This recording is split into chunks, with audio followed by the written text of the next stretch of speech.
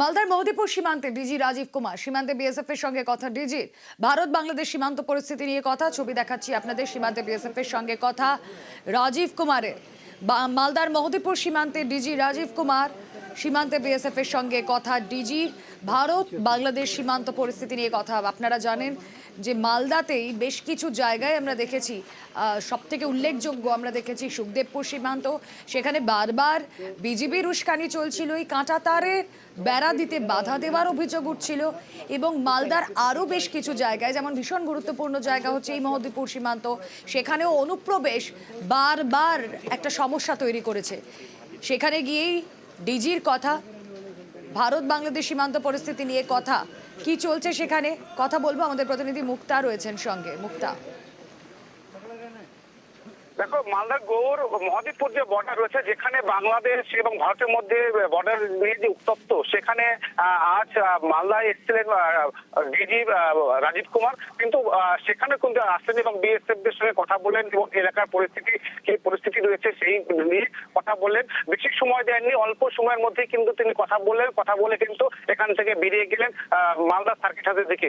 এই যে আমরা দেখছি যে ভারত সীমান্ত বিভিন্ন জায়গায়, বিভিন্ন জেলাতে যে এই সমস্যাগুলো দেখা দিয়েছে বা উত্তপ্ত পরিস্থিতি তৈরি হয়েছিল, কিন্তু এই প্রথম কিন্তু মালদায় এসে কিন্তু এখানে কিছুক্ষণ আগে ভিজিট করলেন। ভিজিট করে কিন্তু বেরিয়ে গেলেন এবং যে সবকিছু ঠিকঠাক চলছে কিনা, কোনো সমস্যা হচ্ছে কিনা, বিএসএফ দের উপরে কোনো বা সাধারণ মানুষের কোনো সমস্যা হচ্ছে কিনা, এগুলো তিনি কিন্তু খতিয়ে দেখলেন। সেই ছবি আপনাদেরকে দেখাচ্ছি।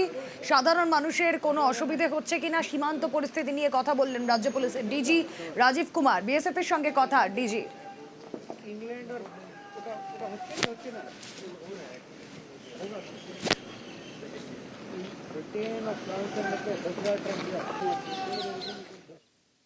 আর ওপারে ছাত্র নেতার আস্ফালন চলছে। সার্জিস আলমের কথা বলছি। শেখ হাসিনা তার ক্ষমতা খাটিয়েছেন বাংলাদেশের নিরীহ মানুষের উপর। শেখ হাসিনা কাঁটাতারের ওপারে মোদির পায়ের তলায় গিয়ে বসে থাকতেন।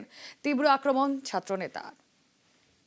ওই ভারতের বিএসএফ যখন অন্যায় ভাবে তার মেয়ের লাশ ওই কাঁটাতারে ঝুলিয়ে রাখে, তখন এই দেশের সরকার, এই রাষ্ট্র তার বিরুদ্ধে বিন্দু মাত্র কিছু করতে পারে না। বিচারিক যে প্রক্রিয়া সেটিও সম্পন্ন করতে পারে না। নাম শেখ হাসিনা কতটা কুক্ষিগত এবং জিম্মি হয়েছিল, কতটা পুতুল হয়েছিল। বাংলাদেশের বাইরে থেকে ভারত কিংবা ভারতের একটি সরকার, একটি দল পরিচালিত করত। শেখ হাসিনা তার ক্ষমতা খাটিয়েছে এই বাংলাদেশের নিরীহ মানুষের উপরে, কিন্তু ওই শেখ হাসিনা কাঁটাতারের ওপারে ভারতের মোদির পায়ের তলায় গিয়ে বসে থাকতো। হাজারের উপরে আমার ভাই বোনকে নির্মম ভাবে হত্যা করেছে এই খুনি হাসিনা। পিডিআর এর মতো একটা সমৃদ্ধশালী প্রতিষ্ঠানকে বিএসএফ এর অনুগত বিজিবি বানিয়ে রেখেছে। এবার যে খবরের দিকে নজর রাখবো, হাঁসখালিতে ফের বাংলাদেশি গ্রেফতার। অনুপ্রবেশকারীদের সঙ্গে ধৃত ভারতীয় দালাল। হাঁসখালিতে অভিযান চালিয়ে গ্রেফতার 4 ধৃতদের আদালতে পেশ পুলিশের। রঞ্জিত প্রতিনিধি রয়েছেন সঙ্গে। রঞ্জিত, এবং গত কয়েকদিন ধরে লাগাতার অভিযান চালাচ্ছে রানাঘাট জেলা পুলিশ এবং সকালেই ভোরবেলা গোপন সূত্রে খবর পেয়ে হাতকড়ি থানার পুলিশ তারা অভিযান চালায় এবং সেখান থেকে 3 জন বাংলাদেশি নাগরিককে গ্রেফতার করে। মূলত তারা অবৈধভাবে অনুপ্রবেশ করে ভারতবর্ষে এবং তার পাশাপাশি যে সাহায্য করেছিল এক ভারতীয় দালালকেও গ্রেফতার করে। এবং গত কয়েকদিন ধরে একাধিক দালাল চক্র গ্রেফতারের পর থেকে কিন্তু শুধুমাত্র বাংলাদেশি অনুপ্রবেশকারী নয়, দালাল চক্রের পান্ডারও গ্রেফতার হচ্ছে। এক্ষেত্রেও কিন্তু 3 জন বাংলাদেশি পাশাপাশি দালাল গ্রেফতার হয় এবং সীমান্তবর্তী এলাকা হওয়ায় নিয়মিত কিন্তু তল্লাশি চালাচ্ছে পুলিশ। এবং আজ কিন্তু তল্লাশি জেরে এই 3 জন বাংলাদেশি এবং এক ভারতীয় দালালকে গ্রেফতার করে। এর মধ্যে এক মহিলাও রয়েছে বাংলাদেশি নাগরিক। তাদের বাড়ি মূলত বাংলাদেশের ঝিনাইদহ এবং টাঙ্গাইল এলাকায়। এবং কিভাবে তারা প্রবেশ করলো সবটাই ক্ষতি দেখছে পুলিশ। ইতিমধ্যে পুলিশ রিমান্ডে চেয়ে আদালতে পাঠিয়েছে রানাঘাট জেলা পুলিশ। বেশ। পাসপোর্ট জালিয়াতিতে ফের গ্রেফতার। বারাসাত ওড়িশা থেকে গ্রেফতার 3 ধৃত। সমীরকে জেরা করে তথ্য পায় পুলিশ। আর ধৃতদের বিরুদ্ধে জাল নথি তৈরির অভিযোগ। কথা বলবো, জিয়াউল আলম প্রতিনিধি রয়েছেন আমাদের সঙ্গে। বারাসাত এবং ওড়িশা থেকে গ্রেফতার যে এই 3, এদের পরিচয় কি, কি তাদের যোগ এই জালিয়াতিতে? একদম দেখো, এই তদন্ত অর্থাৎ পাসপোর্ট জালিয়াতি তদন্তে যত এগোচ্ছে ততই যেন সেই পেঁয়াজের খোসার মতন একের পর এক তদন্তকারীদের কাছে তার তাজ্জব হয়ে যাচ্ছেন এবং একের পর এক নাম উঠে আসছে। প্রথমেই মাসখানিক আগে পাসপোর্ট যেটা মূল মাথা হিসেবে ধরা হয়েছিল সমরেশ বিশ্বাস, তাকে জিজ্ঞাসাবাদের পরে মুক্তার আলমের জিজ্ঞাসাবাদের পরেই উঠে এসেছিল সমীর দাসকে জিজ্ঞাসাবাদের পরে একের পর এক নাম উঠে এসেছিল এবং তদন্তকারী জানিয়েছিলেন যে একের অধিক মাথা রয়েছেন এবং তাকে জিজ্ঞাসাবাদ পরে কৌশিক, দিবাকর এবং চঞ্চলকে গ্রেপ্তার করা হয়েছিল। তাদের জিজ্ঞাসাবাদের পরে গ্রেপ্তার হয়েছিল সাব্বির আলী এবং তাদের সাব্বিরকে জিজ্ঞাসাবাদের পরে আরো 3 জনকে গ্রেপ্তার করা হয়। একেবারে সেই 3 জনের মধ্যে একজন উড়িষ্যা থেকে গ্রেপ্তার হয় অর্থাৎ রূপক মণ্ডল। তিনি কিন্তু একেবারে যারা বাংলাদেশ থেকে যারা এখানে আসতেন ভুয়ো পাসপোর্ট আধার কার্ড সবটাই তৈরি করে মোটা টাকার বিনিময়ে, শুধুমাত্র বাংলায় নয়, বাংলা ছাড়িয়ে উড়িষ্যা থেকেও কিছু প্রচুর মানুষ তারা কিন্তু সেখানে গেছেন এবং সেখান থেকে ভুয়ো পাসপোর্ট আধার কার্ড ভোটার কার্ড তৈরি করেছেন এবং সেখানে একটা ক্যাফে তৈরি করা হয়েছিল এবং সেখান থেকে এই ধরনের মোটা অঙ্কের টাকা যারা বাংলাদেশ থেকে আসতেন তাদেরকে টাকা এই ধরনের কাগজপত্র পাইয়ে দিত। এবং বারাসাত থেকে 2 জন যে গ্রেপ্তার হয়েছেন তারাও কিন্তু একটি ক্যাফে চালাতেন হৃদয়পুর এলাকায়।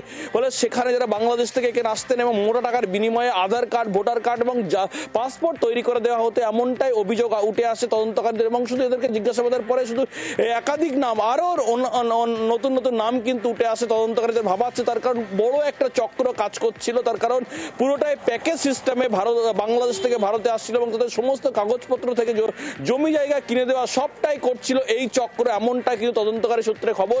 ফলে এই 3 জনকে ইতিমধ্যেই পুলিশ হেফাজতে নেওয়ার জন্য বারাসাত আদালতে পাঠানো হয়েছে, কিন্তু বাকিদেরকেও আদালত নিয়ে তাদেরকে একেবারে নিজেদের হেফাজতে নিয়ে আসে তদন্তকারীরা। ফলে যত সময় যাচ্ছে তত পেঁয়াজের খোসার মতন একের পর এক নাম উঠে আসছে তদন্তকারীদের হাতে। দেখা যাক এদেরকে জিজ্ঞাসাবাদ করে এবার আর কার নাম উঠে আসে। পুলিশ অ্যাকশনে শুনছি, আমরা তখন আমি বাড়িতে ছিলাম, আমি জানি না সত্যি। জেরক্সের কাজ করতো, ডিডিপি করতো, আধার কার্ড পাসপোর্ট এসব না ওইসব আমরা জানি না। যে লেখা রয়েছে দোকানে লেখা থাকতে পারে, আমরা তো আর দরকার পড়ে না ভিতরে যাওয়ার। ওই হ্যাঁ, পাশাপাশি থাকলে কথাবার্তা দেখা হলেও। নিজেরই দোকান নাকি নিজের দোকান? হ্যাঁ, নিজস্ব দোকান। এমনি আধার কার্ড ফার্ডের কাজ করতো। কতদিন ধরে করতে হয়েছে? অনেক দিনই হয়েছে।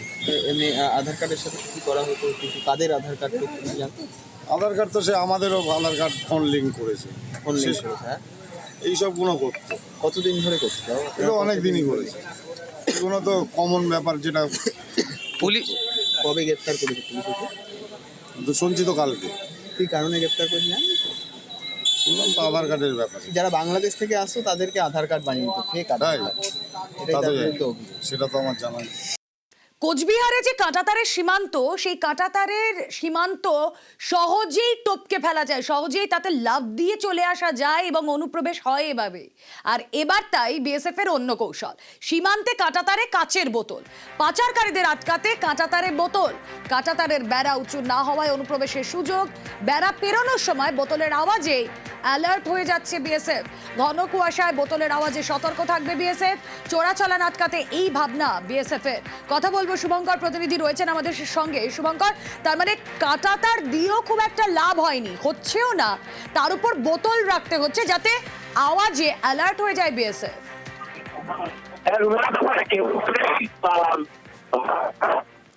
শুভঙ্কর, তোমার অডিও স্পষ্ট নয়, প্লিজ একটু জায়গাটা চেঞ্জ করে কথা বলো।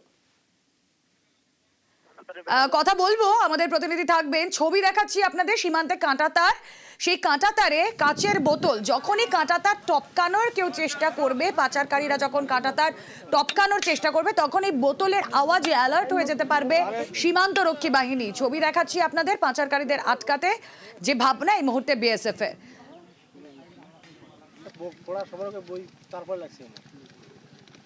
আমাদের সাধারণগুলো খালি বোতল আমরা এই কারণে দিয়েছি যাতে বিএসএফ প্রশাসন বর্ডারে থাকে, ওপিতে থাকে, যাতে শব্দটা শোনা পায়। অন্ধকার কুয়াশার মধ্যে ওরা তো তার কাঁটাটা নিয়ে যাইতে পারে, এই জন্য আমরা ওরা শব্দ পাওয়ার জন্য ওটা লাগাইছি। আমাদের এটাই সুবিধা যাতে আমরা শব্দ পাই। পুলিশের উপর হামলায় বাংলাদেশ যোগ, সে কথা বলবো আপনাদের, কিন্তু তার আগে এই ছবি আপনাদেরকে দেখাচ্ছি। সীমান্তে কাঁটাতারে কাচের বোতল, অ্যালার্ট হয়ে যেতে পারবে বিএসএফ। অনুপ্রবেশকারীরা, পাচারকারীরা যদি টপকানোর চেষ্টা করে। কথা বলবো, আমাদের প্রতিনিধি শুভঙ্কর রয়েছেন সঙ্গে। শুভঙ্কর, দেখুন, ভারত বাংলাদেশ সীমান্তে এই এলাকায় কাঁটাতারের বেড়া অনেকটাই নিচু, যার কারণে সেই এলাকাগুলোতে পাচারকারীরা সহজেই প্রবেশ করতে পারে। সেটা আটকাতেই এবার বিএসএফ নতুন কৌশল নিল, সেখানে কাঁটাতারের বেড়ার মধ্যে কাঁচের বোতল লাগিয়ে দেওয়া হলো, যাতে যখন তারা টাকা তাদের ব্যাংকে আসবে কাঁচের বোতলের মধ্যে বিএসএফ সতর্ক